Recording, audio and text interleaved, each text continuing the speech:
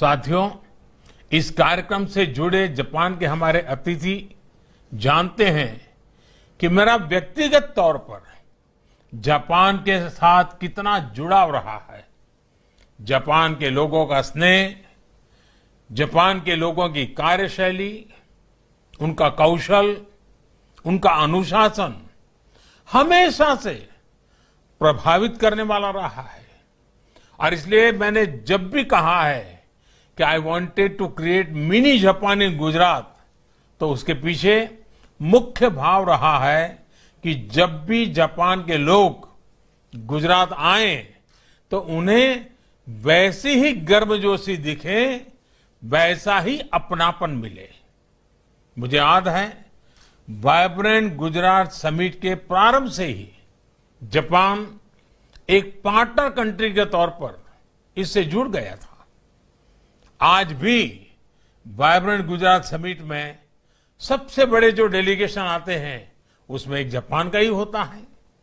और जापान ने गुजरात की धरती पर यहां के लोगों के सामर्थ्य पर जो विश्वास जताया है, यह देखकर हम सबको संतोष होता है। जापान की एक से बढ़कर एक कंपनियां आज गुजरात में काम कर रही है। मुझे बताया गया है कि इनकी संख्या करीब करीब 135 से भी ज्यादा है। ऑटोमोबाइल से लेकर बैंकिंग तक, कंस्ट्रक्शन से लेकर फार्मा तक, हर सेक्टर की जापानी कंपनी ने गुजरात में अपना बेस बनाया हुआ है। सुजुकी मोटर्स हो, होंडा मोटरसाइकिल हो, मित्सुबिशी हो, टोयोटा हो, हिटाची हो, ऐसी अनेकों कंपनियां गुजरात में मैन्युफैक्चरिंग कर रही हैं। और एक अच्छी बात यह है कि ये कंपनियां गुजरात के युवाओं का स्किल डेवलपमेंट करने में भी बहुत मदद कर रही हैं। गुजरात में 3 Japan India institute for manufacturing हर साल सैकड़ों युवाओं को स्किल ट्रेनिंग दे रहे हैं। कई कंपनियों का गुजरात की टेक्निकल यूनिवर्सिटीज और आईटीआई से भी टाई अप है। साथियों, जापान और गुजरात के संबंधों को लेकर कहने के लिए इतना कुछ ही है कि समय कम पड़ जाएगा। ये संबंध आत्मीयता, स्नेह और एक दूसरे की भावनाओं को, एक दूसरे की जरूरतों को समझने में और मजबूत हुए हैं। गुजरात ने हमेशा जापान को विशेष महत्व दिया है।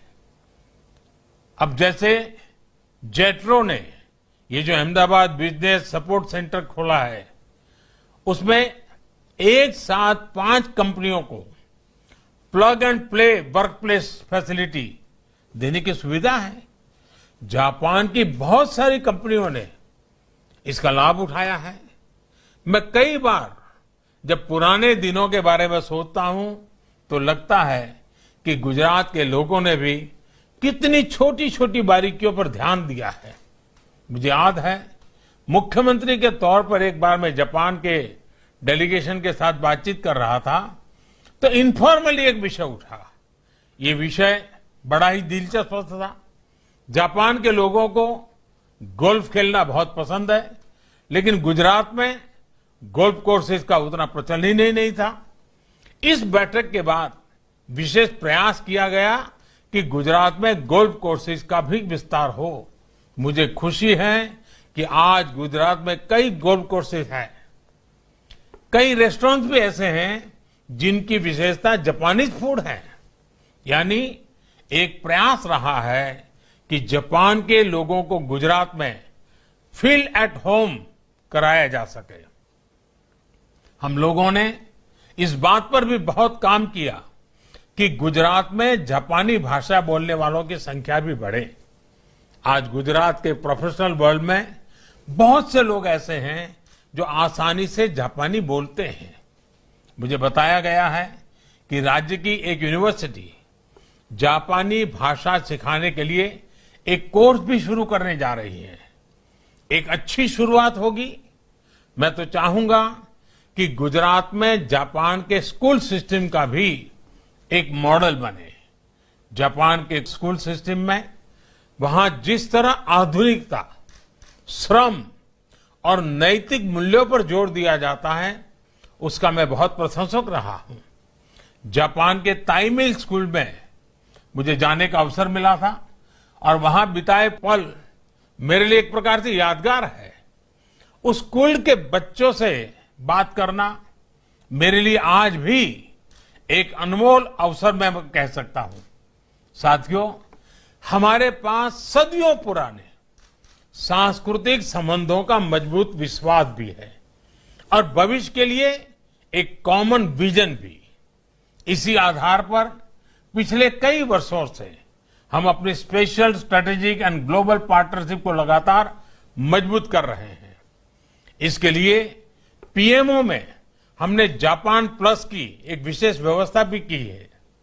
जापान के पूर्व प्रधानमंत्री और मेरे मित्र श्रीमान शिंजो आबे जब गुजरात आए थे तो भारत जापान रिश्तों को नई गति मिली थी। बुलेट ट्रेन प्रोजेक्ट का काम शुरू होने पर वो बहुत उत्साहित थे।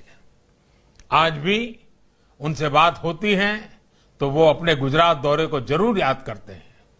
जापान के वर्तमान प्रधानमंत्री श्रीमान योशिहिदे सुगा भी बहुत सुलझे हुए व्यक्ति हैं। पीएम सुगा और मेरा ये विश्वास है कि कोविड पैंडेमिक के इस दौर में भारत और जापान की दोस्ती, हमारी पार्टनरशिप ग्लोबल स्टेबिलिटी और प्रॉस्पेरिटी के लिए और ज्यादा प्रासंगिक हो गई है। आज जब कई वैश्विक चुनौतियां हमारे सामने खड़ी है तो हमारी ये मित्रता, हमारी ये रिश्ते दिनों दिन और मजबूत हो, ये समय की मांग है। और निश्चित तौर पर काइजन एकेडमी जैसे प्रयास इसका बहुत सुंदर प्रतिबिंब है। मैं चाहूंगा कि काइजन एकेडमी जापान के वर्क कल्चर का भारत में प्रचार प्रसार करे, जापान और भारत के बीच बिजनेस इंटरेक्शन बढ़ाए। इस दिशा में पहले से जो प्रयास चल रहे हैं, हमें उन्हें भी नई ऊर्जा देनी है। जैसे गुजरात यूनिवर्सिटी और ओसाका के ओतेमोन गाकुइन यूनिवर्सिटी के बीच Indo Japan students exchange programme है। ये प्रोग्राम 5 दशकों से हमारी रिश्तों की मजबूती दे रहा है। इसका और विस्तार किया जा सकता है। दोनों देशों के और संस्थानों के बीच में भी इस तरह की पार्टनरशिप की जा सकती है। मुझे विश्वास है हमारी ये प्रयास इसी तरह निरंतरता से आगे बढ़ेंगे और भारत जापान मिलकर विकास की नई ऊंचाइयां हासिल करेंगे। मैं आज इस कार्यक्रम के माध्यम से जापान को, जापान के लोगों को टोक्यो ओलंपिक के आयोजन के लिए भी बहुत बहुत शुभकामनाएं देता हूं। आप सभी का बहुत बहुत धन्यवाद।